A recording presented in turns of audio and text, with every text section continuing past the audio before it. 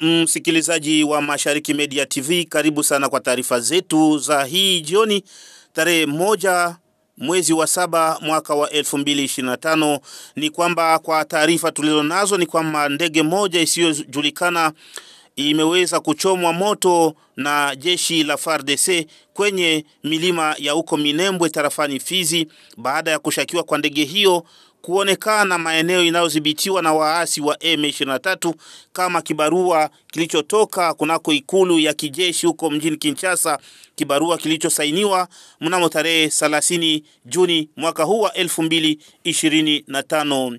Kupenda kujua zaidi kuhusu taarifa hizo na uhakikisho kutokana na taarifa hizo, ni kwamba ripota wa Mashariki Media TV anayopatikana jimboni Kivu ya Kusini, mashariki mwa Jamhuri ya Kidemokrasia ya Kongo, amepata fursa ya kuweza kuzungumza na msemaji wa kundi la wapiganaji wa Zalendo Biloze Bishambuke, ambaye msemaji huyu ameweza naye vile vile kuhakikisha kuwepo kwa kuunguzwa kwa ndege hiyo maeneo hiyo ya huko Minembwe. Strategia na Mubamba aliyezungumza na ripota wa Mashariki Media TV anayopatikana maeneo ya huko Kivu Kusini alikuwa na haya ya kuzungumza na ripota wetu. Tumsikilize.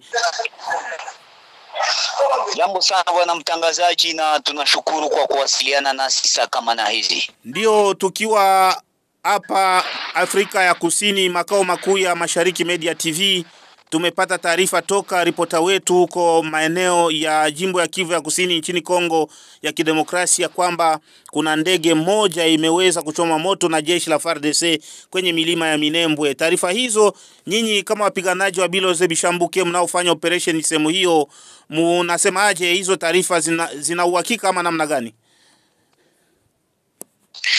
Bila shaka bwana mtangazaji, ni taarifa za kweli. Ni kwamba hiyo Jumapili kumrazi tarehe 29 mwezi wa Juni mwaka wa 2025 ndipo tulipata habari kwamba kuna ndege isiyojulikana iliyokuwa inabeba vifaa vya kijeshi na wanajeshi wengi kutoka Rwanda, ambayo ilijaribu kutua kwenye kiwanja kidogo cha Minembwe, ila ikatua vibaya, ikapata ajali. Moja ya ndege hiyo iliweza kukatika na ndege ikashindwa kusimama. Walio wengi, baadhi ya waabiria waliokuwa ndani ya ndege hiyo 10 waliweza kuumizwa papo hapo na walipelekwa kwenye hospitali ya Minembwe ili kupata matibabu. Tujulishe kama kulingana na taarifa ambazo tunazo, ndege hiyo ilikuwa inabeba askari jeshi kutoka huko Rwanda na vifaa vingi vya kijeshi kuja waletea waasi wa M23 wanaodhibiti mji wa Minembwe na kando yake. Sasa msemaji wa Biloze Bishambuke, taarifa hizo nyinyi mmezipata namna gani, na hali hiyo imeendelea mpaka namna gani kama gisi taarifa zinaendelea kusemwa? Bila shaka bwana mtangazaji, tuna mashirika na pia tuna watu ambao wanapatikana hapo Minembwe wanaoendelea kutujuza na ambao wanatoa habari zenye kuwa sahihi, kwa sababu hata kwenye account ya Twitter ya viongozi kadhaa wa kundi la M23 FC kama vile wakina Moise Nyarugabo na wengine walitangaza tangazo hilo. Lakini acha tuseme kwamba ndege hiyo kisha kupata ajali hapa kwenye kiwanja kidogo cha Minembwe, walikuwa wanazania kwamba wakufunzi au mafundi kutoka kwenye nchi ya Korea wangekuja hapo Minembwe kuangalia namna gani wangefanya ili kwamba ndege hiyo iweze kurudi tena Rwanda, na papo ilikuwa inatarajiwa ipeleke majeruhi wa M23 wampeleke kule Rwanda bwana Gadi Mukiza, ambaye aliteuliwa kama naibu gavana wa jimbo la Kivu ya Kusini, eneo linadhibitiwa na waasi wa M23 pamoja na jeshi la Rwanda. Lakini ndipo jeshi la taifa lilikuja likaunguza ndege hiyo, na yote kabisa kwa sasa ni majifu, hakuna tena kitu.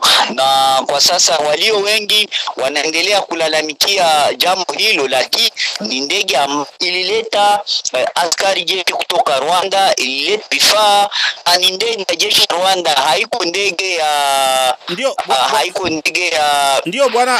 mashirika ya kiutu. Bwana Stratege na Mubamba, msemaji wa Biloze Bishambuke, tukiojana nao Bwana Moise Nyarugabo upande wake kwenye akaunti yake ya Twitter amesema kwamba ndege hiyo ilikuwa ya mashirika ya kiutu ambayo ilikuwa ikipelekea raia wanaoishi maeneo hayo chakula na sio ndege ya waasi wa M23. Taarifa hizo nyinyi upande wenu watu wa kundi la Biloze Bishambuke mmepokea namna gani? Ndege hiyo bwana mtangazaji, kukuwa na orodheshwa na ilipo kwenye anga ya Kongo haikupata ruhusa ya kutembea au kuzunguka kwenye anga la Kongo, na hakuna hata shirika moja la kimataifa ambalo kwa sasa liliwasilisha kwenye government ya Jamhuri ya Kidemokrasia ya Kongo kuombi kwamba ndege ya kiutu itatua hapo Minembwe. Ndio maana tunasema kama habari ambayo inasemwa na bwana Nyarugabo ya uongo, ama jinsi anazoea kudanganya manchi za Ulaya kutokana na yale ambayo yanapikana huko Minembwe, ni ndege ya jeshi la Rwanda. Hali ya Kongo haikupata ombi hata moja la kimataifa kama kuna ndege ya kiutu dema Minembwe. Ndege hiyo haikupewa ruhusa na shirika ya Kongo inayohusika na mambo ya ndege kwamba ndege hiyo izunguke kwenye anga ya Kongo. Ndege ya kutoka Rwanda watia na wanajeshi kwa sababu wao wana ambayo nayo ya kuvamia udongo wa Kongo. Ndio maana wanatumia mbinu hizo zote za kutaka kudanganya watu duniani nzima, kudanganya Jumuiya ya Mataifa, kudanganya Umoja wa Ulaya, kudanganya nchi za Marekani kwamba ni ndege ya kiutu. Huo ni uongo mtu ya jeshi la Rwanda ambayo iliweza kuongozwa na wanajeshi wa FARDC. Ndio tukiendelea kumaliza nao Bwana Stratege na Mubamba, msemaji wa kundi la Biloze Bishambuke FABB, kama gisu umesema sasa kwa sasa maeneo hiyo ya nyanja za juu na za kati ya huko tarafani Fizi, hata maeneo ya tarafa la Uvira ambako vikosi vyenu vya FABB vinakuwa vikionekana huko kwenye nyanja za juu, munasemaje kwa wakati huu? Hali ya usalama iko namna gani kwenye vijiji tofauti huko, kabla ya kumaliza na wewe? Hali ya usalama mpaka sasa ingali inaonekana kuwa tete, kwa sababu adui ambaye ni M23 wanaoungwa mkono na jeshi la Rwanda wakishirikiana na waasi wa Burundi wanaendelea kutafuta mbinu ili kwamba waweze kuingia kwenye vijiji vya raia na huku waweze kuwashambulia na kuendesha mauaji ya kimbari.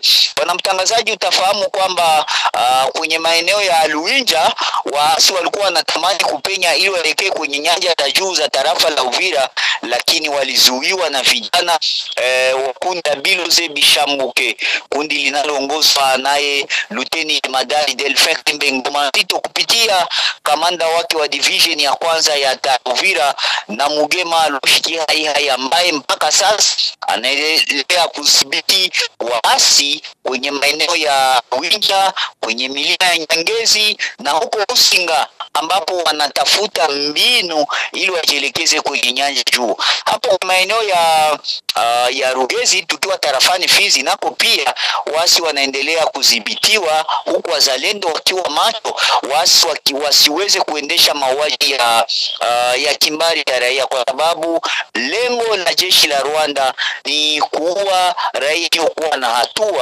na hatia ili kwamba waweze kuwaleta wengine wenye kuwa na asili ya Rwanda wapande kwenye maeneo hayo ili utekeleze muradi wao wa kugawa wa nchi ya Jamhuri ya Kidemokrasia ya Kongo kwa kuunda nchi ya Republika ya Minembwe. Labda kwa kumaliza, nawe msemaji wa Biloze Bishambuke, wasikilizaji wetu ambao wanapatikana nje ya Kongo na ndani ya Kongo na hao ambao tunapatikana nao Afrika Kusini na duniani pote ambao wanasikia lugha la Kifaransa, labda ungewaeleza kidogo tu dakika mbili katika lugha ya Kifaransa kutokana na hiyo hali ya huko Minembwe kuhusu hiyo ndege. Merci beaucoup, messieurs les journalistes. C'était samedi dernier où un avion arrêté par l'armée rwandaise transportant des matériels et des hommes en armes venus renforcer les éléments M23 déjà présents à Minembwe. L'avion voulait atterrir à l'aérodrome de Minembwe. Ce dernier a raté son atterrissage et a été une partie de cet appareil a été endommagée. Lorsque l'avion a raté son atterrissage, il y a eu effectivement des blessés. 18 militaires rwandais parmi ceux-là qui étaient dans l'avion ont été blessés et transportés jusqu'à l'hôpital général de référence Minembwe où ils jusqu'à prendre des soins. L'avion avait comme objectif de venir prendre M. Gadi Mukiza, nommé récemment gouverneur de la province du Sud Kivu, la partie bien entendu occupée par série M23. Cet avion n'était pas un avion humanitaire parce que l'État congolais n'a jamais reçu une autorisation quelconque d'une organisation nationale ou internationale qui voulait avec l'aide humanitaire à Minembwe.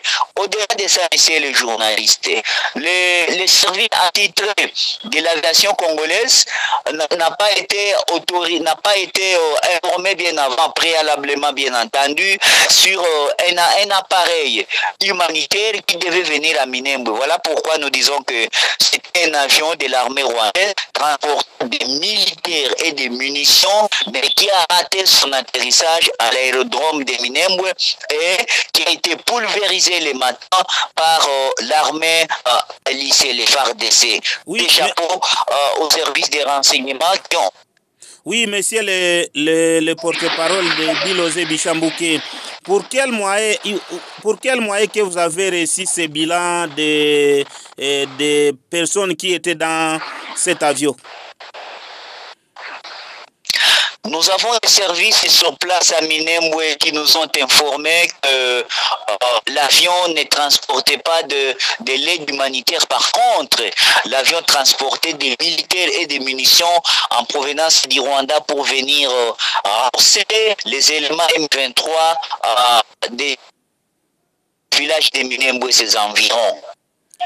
Ok, merci beaucoup, monsieur Stratège Namubamba, porte-parole du groupe armé Biloze Bishambuke œuvrant dans les moyens et au plateau d'Uvira et Fizi, même à Mwenga. Merci beaucoup, messieurs les journalistes. Nous sommes sur toute l'étendue de la RDC, mais les champs d'action actuels sont concentrés. C'est Mwenga, Fizi, Uvira, comme vous l'avez signalé.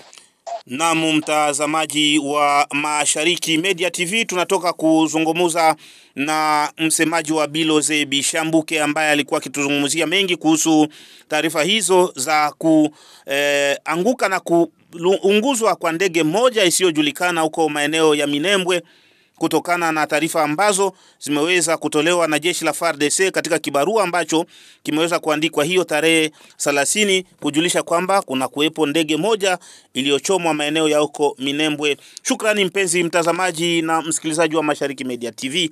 Endelea kuungana nasi ukiwa na mchango wako kwa kusaidia kazi hii. Namba zetu ni hizo hapo, unaweza kututafuta na kutupigia pia kusapoti kazi hii. Acha tukutakie jioni njema kwa wale ambao wanatufuata wakati wa jioni, mchana mwema kwa wale ambao wanatusikiliza wakati wa mchana, na asubuhi njema hata usiku njema kwa wale ambao wanatusikiliza kwa muda wao. Tuite sisi Mashariki Media TV. Makao yetu tunapatikana Afrika ya Kusini na station yetu ndogo inapatikana jimboni Kivu ya Kusini, mashariki mwa Jamhuri ya Kidemokrasia ya Kongo. Kwaherini tena kwa muda wako.